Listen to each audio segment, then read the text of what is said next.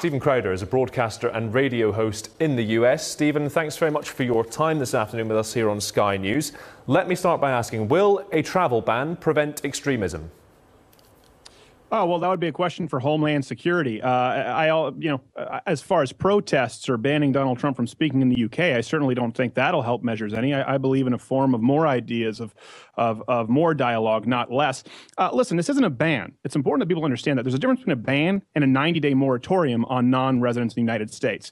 It's important that people get that right, because then they're going to look at these on a case-by-case basis. You saw that with the green card holders. Every single one of them has now been allowed into the United States. So this is a moratorium put on refugees from 7 specific countries as laid out by Barack Obama through a bill that he signed into law in 2015. So it's really easy to say, hey, Donald Trump's banning Muslims. No, he's not. And because he's not, of course he should have a spot at the table to speak with your representatives there.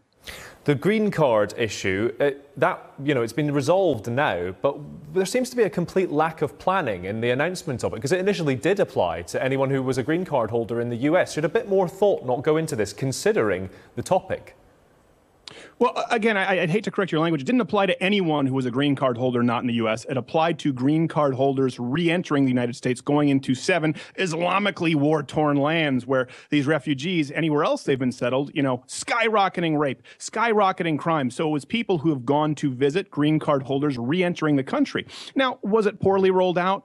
Absolutely. Was it poorly planned? Yeah. Has that been remedied? Yes, but it's also not unconstitutional or unprecedented to include green card holders in a temporary moratorium like this. So I just think it's important that the media get their facts correct. It's not a ban. This was started. These wheels were put in motion by Barack Obama. The green card holders have been allowed into the country, and all of this has happened before. Under Barack Obama with the Iraq freeze, under Jimmy Carter in 1980 with the Iran visa freeze. None of this is unprecedented, but everyone wants to protest and throw fits, as you see across the country and from what I'm hearing across the UK, because Donald Trump's the big, mean, bad racist. But no one cared when everyone else has done this. It's happened plenty of times. Was Barack Obama not responding to a real threat? It was when 2 Iraqi refugees were implicated in a bomb-making in Iraq that targeted US troops. He then requested a slowdown in processing new applications. This is a 90-day ban. It may not be a ban past 90 days, but it is a 90-day ban on anyone who lives in those 7 countries coming to the US. Incorrect. It's not a ban, and Barack Obama selected these 7 countries as well as the freeze during Iraqi immigration. So we need to get that right. It's not a ban. It's like being expelled from school versus suspended. You can be suspended, you can be right back in school, you're expelled, you're out, you never get back in. That language matters because you hear people out there. You see people getting sucker punched. For example, today at the Portland, Oregon airport, there's more violence carried out against Donald Trump supporters. By the way, I didn't support Donald Trump in the primaries. It's important to note, but I feel compelled to defend him by the horrible behavior that we see on the left, both from the left at large in the United States and, of course, their representatives in the media who use words that are incorrect or misconstrue stories because they don't like Donald Trump. It's not a ban. He's not the first to do this. And these issues are being resolved. We can have a conversation as to whether it was rolled out properly. And that's a conversation I'm willing to have. But it is not a ban. It's a temporary moratorium. And by the way, I don't know that I would have a problem on a more long-term ban from people coming from these countries. As we've seen in the UK, as we've seen in Germany, you have 55% of people in the UK who support a full burqa ban. More in Sweden, less than 26% in the United States, because Brits and people in Europe right now have experienced what's occurred with mass refugee migrants making their way, being settled in the countries where they don't assimilate into the culture, and they have rejected it. A lot of Americans don't know what that kind of a hell looks like. We need to be careful. We need to be bringing in people who respect the Constitution of the United States, the rule of law, and who want to become Americans. This is a temporary moratorium, but I have no problem with banning people who want to come to this country and bring their old laws with them as opposed to respecting the new. Did Rudy Giuliani not, and I quote, when he first announced it, he said, Trump asked me how to do a Muslim ban legally. Yeah, what do you want me to do? Giuliani says stuff. But we're talking about law, right? We're talking about the actual process that President Trump did refer to it as a ban.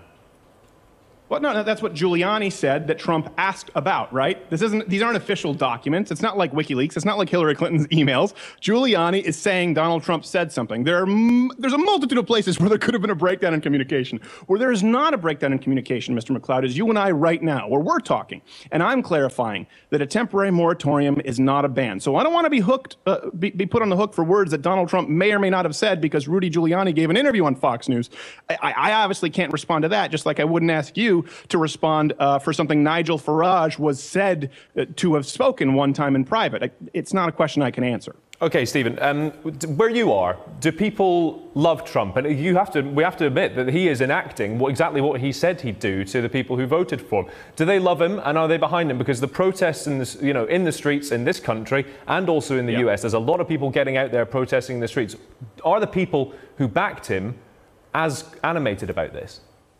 Well, that's a good question. Of course, the violent protests that we see, right? The big difference between the left and the right is you look at the Tea Parties, they actually enacted political change. They primaried their own candidates in their own party versus, you see the Women's March, Occupy Wall Street, the protests at 8 airports where people are getting sucker punched and they're getting bludgeoned. So that's never okay, wherever that occurs. I think we could agree on that. I think if you were to hold the election today, Donald Trump would win by a much larger margin. I think most people went into that voting booth and said, well, Donald Trump, he's not Hillary, and voted for him. There wasn't a ton of enthusiasm for either candidate. But the left has behaved so poorly in questioning the results, in questioning the legitimacy of the president, in creating all of these violent protests, or the Women's March where they were wearing vagina hats on their head and they were talking about LGBTQ, AAIP, and a silent F, and these fringe social justice warrior leftist movements that one time only remained in the deepest, darkest bowels of society have now become the mainstream progressive platform. And so I think you've seen a lot of Americans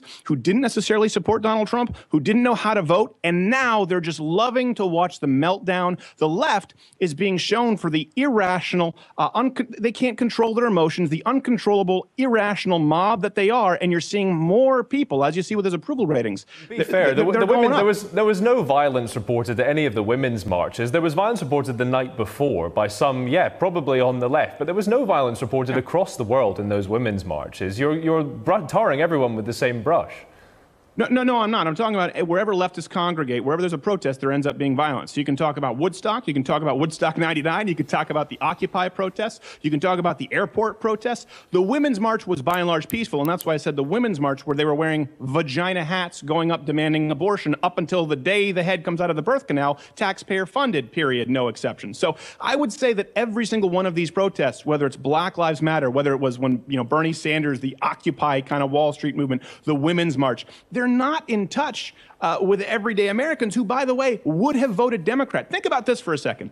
You have Michigan, the Rust Belt, Midwest, union voters supporting Donald Trump. The left has so far overreached, they've lost Midwestern union voters. You can't side with the vagina hats at the Women's March. You can't side with the Black Lives Matter and these protesters and the cabbies unions until you realize at a certain point, you've lined up against the entire rest of America. And I think it's a really rough time for Democrats in the United States and progressives across the globe.